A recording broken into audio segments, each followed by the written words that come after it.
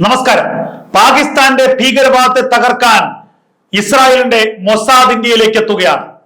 കഴിഞ്ഞ ദിവസമാണ് പാകിസ്ഥാനിലെ POKയിലെ ലഷ്കർ-ഇ-തോയ്ബ ആസ്ഥാനത്ത് ഹമാസിന്റെ ഭീകര കമാൻഡർ നാജി സഹീറിന്റെ സാന്നിധ്യം ഇന്ത്യയുടെ ഇന്റലിജൻസ് വിഭാഗം കണ്ടെത്തിയത്. ലഷ്കർ-ഇ-തോയ്ബയുടെ രാഷ്ട്രീയ മുഖമായ BLMMന്റെ പൊതുപരിപാടിയിലാണ് നാജി സഹീർ എന്ന ഹമാസിന്റെ പ്രധാനപ്പെട്ട കമാൻഡർ എത്തിയതായുള്ള വിവരങ്ങൾ പുറത്തു വന്നത്. ഇതിന്റെ ദൃശ്യങ്ങളടക്കം ഇന്ത്യയുടെ രഹസ്യാന്വേഷണ വിഭാഗം കണ്ടെത്തുകയും ചെയ്തിരിക്കുന്നു. എന്താണ് ഹമാസ് ഭീകരന്മാർക്ക് പാകിസ്ഥാനിൽ കാര്യം? പാകിസ്ഥാനിലെ ഭീകര സംഘടനകളും ഹമാസുമായുള്ള ബന്ധമുണ്ട്. പഹൽഗാം ഭീകരാക്രമണത്തിന് മുൻപ് 2025 ഫെബ്രുവരി മാസം തന്നെ ആദ്യമായി നാജി സഹീർ പാകിസ്ഥാനിലേക്ക് POKയിലേക്ക് എത്തിയിരുന്നതായുള്ള വാർത്തകൾ അന്ന് തന്നെ പുറത്തുവിട്ടിരുന്നു.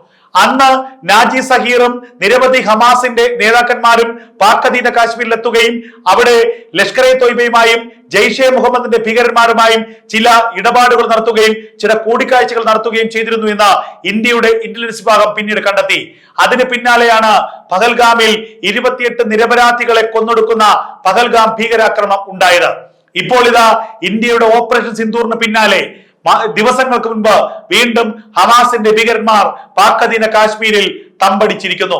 പാക് അധീന കാശ്മീരിലെ ജെയ്ഷെ മുഹമ്മദിന്റെയും ഹിസ്ബുൾ മുജാഹിദിന്റെയും ഒക്കെ വലിയ ഭീകര ക്യാമ്പുകളിൽ ഹമാസിന്റെ ഭീകര നേതാക്കന്മാരെത്തുന്നു.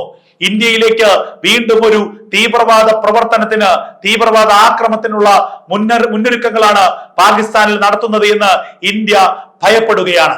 ഇന്ത്യ ഇതിനെ നേരിടാനുള്ള മുന്നൊരുക്കങ്ങൾ പൂർത്തിയാക്കുകയാണ്. ഇത് ഇന്ത്യയെ സംബന്ധിച്ച് ഏറ്റവും നിർണായകമായ കാര്യമാണ്.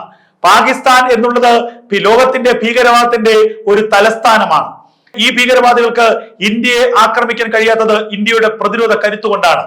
ഇന്ത്യയുടെ ചെങ്കോട്ടയിൽ ഒരു സ്ഫോടനം നടത്തിയെങ്കിൽ പോലും ഇന്ത്യയിലുടനീളം, ഇന്ത്യയുടെ മെട്രോ സിറ്റികളിലുടനീളം സ്ഫോടനം നടത്താനുള്ള എല്ലാ പദ്ധതികളെയും ഇന്ത്യ തകർത്തരിപ്പണമാക്കി എന്നുള്ളത് പുറത്തുവന്ന വിവരമാണ്. ഇന്ത്യയിൽ അസ്ഥിരത ഉണ്ടാക്കാനും ഇന്ത്യയിൽ വലിയ കലാപങ്ങൾ ഉണ്ടാക്കാനും പാകിസ്ഥാനിലെ ഭീകര സംഘടനകൾ നിരന്തരമായി ശ്രമിക്കുന്നു. എന്നാൽ അത് നടക്കാതെ പോകുന്നത് ഇന്ത്യയുടെ ആഭ്യന്തര സുരക്ഷാ കരുത്തുകൊണ്ടാണ്. അവിടെയാണ് ഇന്ത്യയെ അസ്ഥിരപ്പെടുത്താൻ, ഇന്ത്യയെ തകർക്കാനായി ഹമാസ് എന്ന ഭീകര സംഘടനയുടെ പിന്തുണ പാകിസ്ഥാൻ തേടിയിരിക്കുന്നത്. പാകിസ്ഥാനിലെ ലഷ്കർ-ഇ-തോയ്ബയും ഹിസ്ബുൾ മുജാഹിദിനും ഒക്കെ തേടിയിരിക്കുന്നത്. എന്തായാലും പാകിസ്ഥാന്റെ ഏറ്റവും വലിയ ശത്രു ഇന്ത്യയാണ്. ഇന്ത്യയെ ശത്രുവായി പ്രഖ്യാപിക്കുന്നു. ഇന്ത്യയെ അസ്ഥിരപ്പെടുത്താൻ കഴിയുന്നില്ല, ഇന്ത്യയെ നശിപ്പിക്കാൻ കഴിയുന്നില്ല, ഇന്ത്യയെ ഒരു തരത്തിൽ പോറൽ പോലും ഏൽപ്പിക്കാൻ കഴിയുന്നില്ല.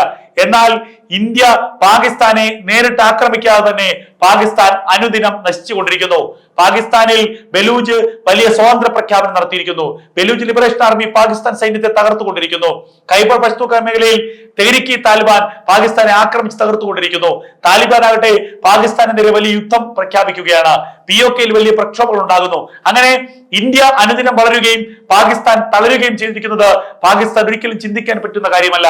അതുകൊണ്ട് തന്നെ ഇന്ത്യയെ പ്രഖ്യാപിത ശത്രുവായി കണക്കാക്കുന്ന പാകിസ്ഥാനെ സംബന്ധിച്ച് ഇന്ത്യ അസ്ഥിരപ്പെടണം, ഇന്ത്യ താറുമാറാകണം, ഇന്ത്യ നശിക്കണം.